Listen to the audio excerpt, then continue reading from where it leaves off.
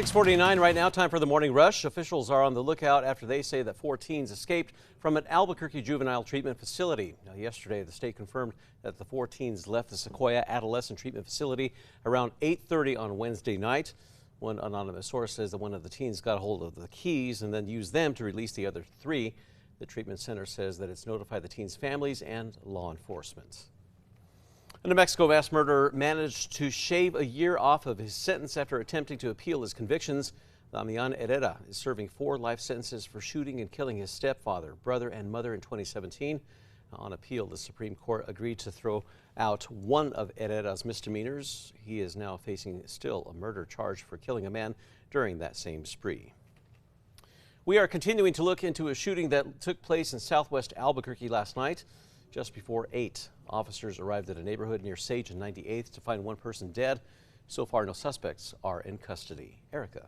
And here's a look at our school day forecast. 73 this morning, and we'll be climbing into the mid-90s by the afternoon. It's going to be hot and windy later today.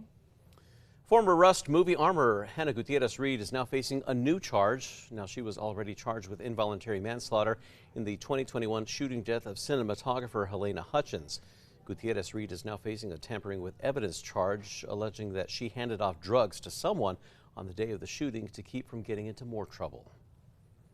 Well, a series of controversial changes to Albuquerque's zoning policy will soon make it easier to build casitas and other additional housing in residential areas across the city.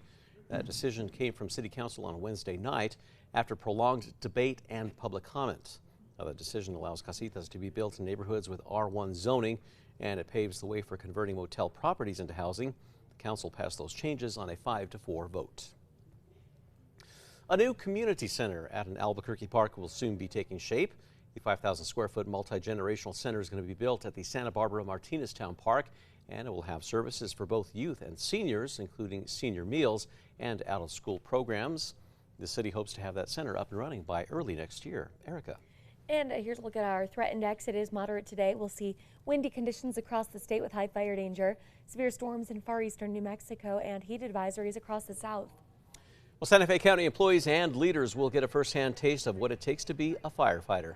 The county, along with the Santa Fe County Fire Department, is going to be hosting a class. That's with real demonstrations to show the county workers what firefighters go through when they get emergency calls. That event will start at 7 in the morning. 25 war veterans, they are back in Albuquerque after a 3-day trip to Washington, D.C. The veterans, they were part of this year's honor flight of northern New Mexico. With this year's participants, they included 2 World War II vets, 8 Korean War vets, and 15 Vietnam War veterans. Erica. All right, a check on traffic. The maps are clear. No accidents or slowdowns. Trackers heading west on I-40 near Rio Grande and moving right along. One of the most expensive homes in America is up for grabs. Casa Encantada in Bel Air, California is a 40,000 square foot home. That's with a meager $250 million asking price. Now, if the home fetches that much, it's going to be setting a record as the most expensive private home sold in America, beating out a New York City penthouse, which went for just $240 million. Time now for the 5 facts. At number 5, 25 war veterans are back in Albuquerque after a 3-day trip to Washington, D.C. The veterans were part of this year's honor flight of northern New Mexico. While in Washington, each of the veterans were special guests of honor at the changing of the guard ceremony at Arlington National Cemetery. They also visited the World War II, Korea, and Vietnam War memorials along the National Mall. This year's participants included 2 World War II vets, 8 Korean War vets, and 15 Vietnam War veterans. At number 4 this morning, a new community center is going to be built at an Albuquerque park, and it's soon taking shape. The 5,000 square foot multi-generational center is going to be built at the Santa Barbara Martineztown Park. It will have services for both youth and seniors. That's including some senior meals and out-of-school programs. The city hopes to have that center up and running by early next year. And at number 3, it's going to be a windier day out there. Gusts will pick up during the early afternoon, seeing those at 35 to 45 miles per hour in the metro.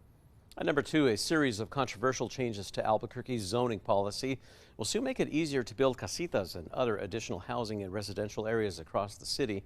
The final version that councilors approved allows for additional dwelling units or casitas to be built in neighborhoods with R1 zoning. Those have traditionally restricted each lot to one single-family home. That's as long as there's enough space on the property. Well, it also paves the way for converting motel properties into housing. The council passed the changes on a 5-4 vote. And at number 1, there are a number of security concerns at a juvenile treatment facility. This comes after officials say that 4 teens escaped from there this week.